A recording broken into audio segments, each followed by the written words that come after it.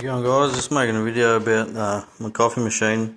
It's a Barista Express. It keeps popping seals, and unfortunately to fix it you got to take it all apart.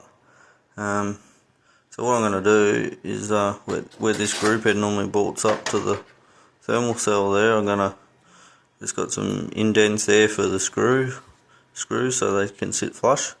And I drill those out so I can get to them without having to take it apart and tighten them up if they come loose.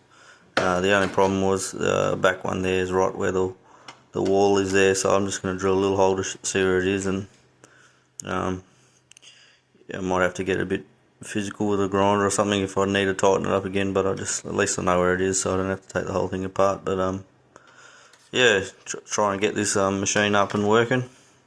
They're worth about $600, so I thought I would try and fix it before I have to buy a new one. Alright, cheers.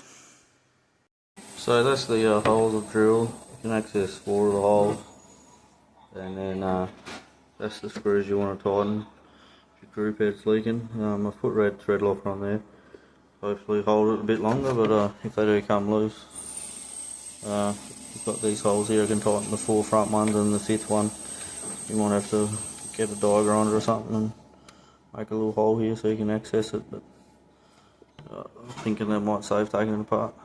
Alright, cheers.